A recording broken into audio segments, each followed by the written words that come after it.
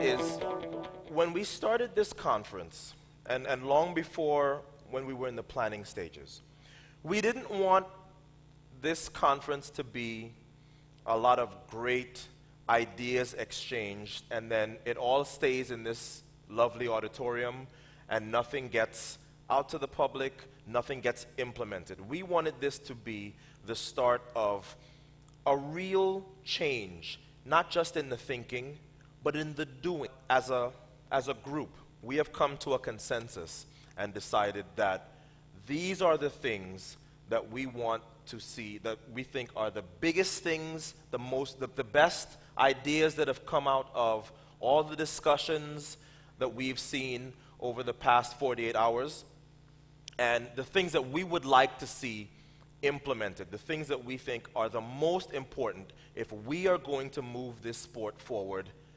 nationally, regionally, as well as internationally. Now, my initial address yesterday talked about SOS, saving our sport. And the first thing you see on that screen is one of my major points, and that is athletics needs to deal with the drug problem. Now, Spencer, this is something that you deal with in a different way to maybe everybody else on the stage. Why do you think we've put that at number one? I think because it is the biggest elephant in the room. Yes. As far as athletics, road running, track and field, whatever goes. We talk about the damage that it does to all concerned.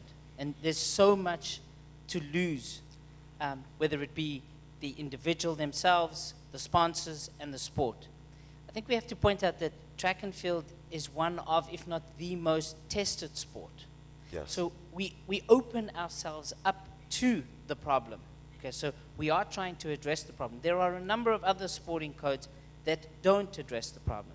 But okay, let's not look at other sporting codes. Let's look at ourselves, Yes. and let's look at ways to deal with it.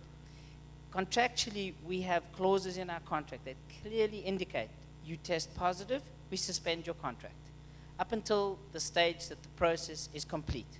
Once the process is complete, i.e. the IAAF says your B sample is positive, you are now positive, you have a 2-year ban, we have the right to terminate your contract, which we do immediately.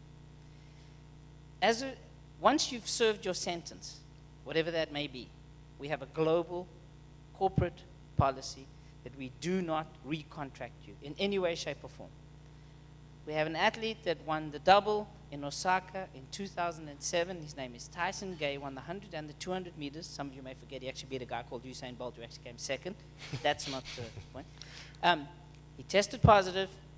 We actually had a point in the contract where we were actually able to take back some money, given our contractual right. We did that. He's now, based on a deal that he received, he's actually allowed to compete again. Let's not debate that point, because this is not the platform. That in itself is one of the problems that relates to the Number point. one. He's allowed to compete again. His manager came and asked if we are interested in contracting him. We said no. That is our global policy. So we ourselves have tried to find ways to deal with the problem, to give a clear message that if you test positive, you're done from an Adidas point. Well, Otto, what just happened Good for today, you. Wesley Career, parliamentarian in Kenya, 2012 Boston Marathon champion, started put forth a bill to make it a criminal offense, not just for the athlete, but any coaches involved, any doctors involved, where you go to prison. A 2-year ban's one thing. Prison is a whole It's a different kind of deterrent. No kettle of fish altogether. Yeah, yeah. Anybody else want to jump in on this one? If not, we'll move to number 2.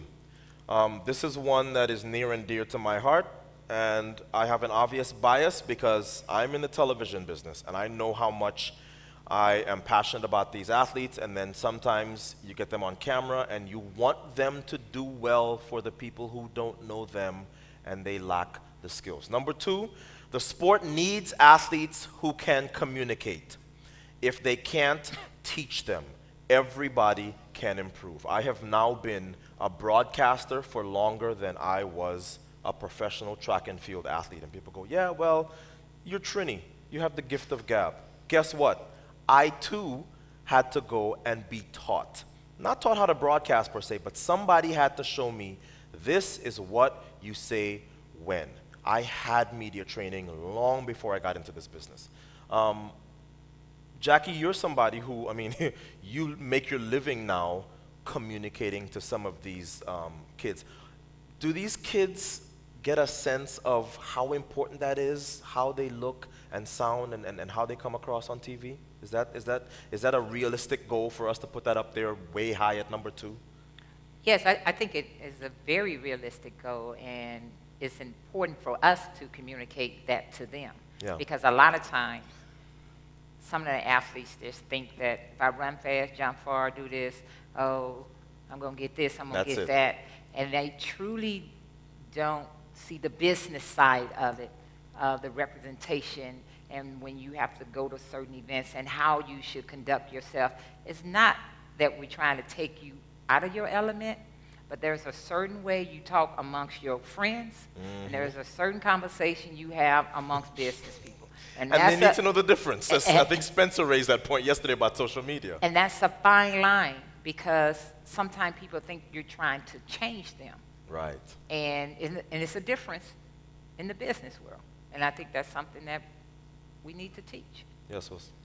Yeah, I think that point is really very important.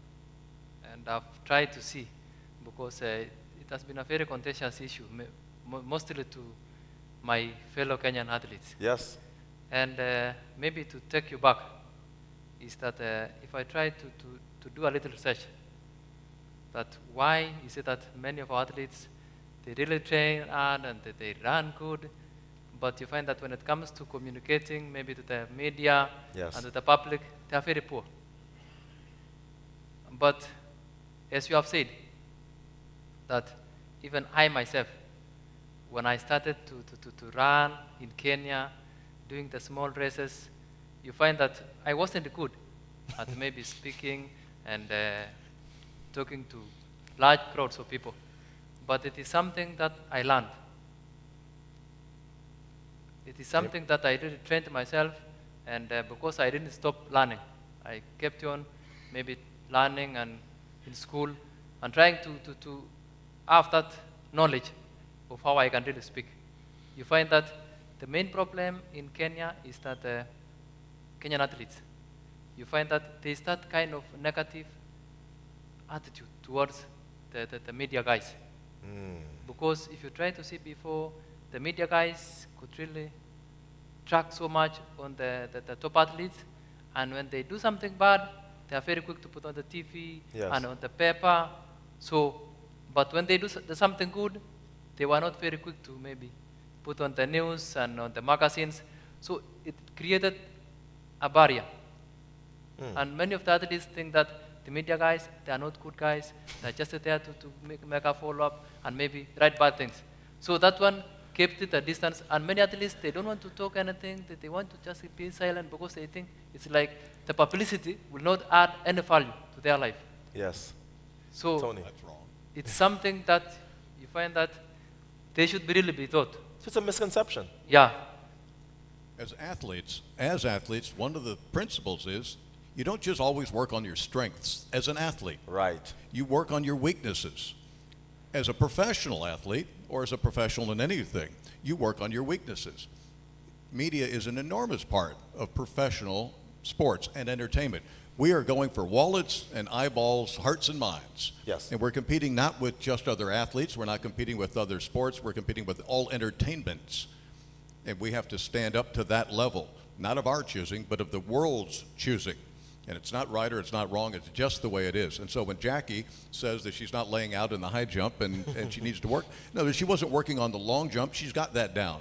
To get the points to go over 7,000 and be the world record holder, she had to work on her weakness. The media is an element, and it's certainly not just the Kenyan athletes, it's worldwide. But it's something, if we can elevate our athletes, they'll be bigger heroes, and it will make a difference in your wallet.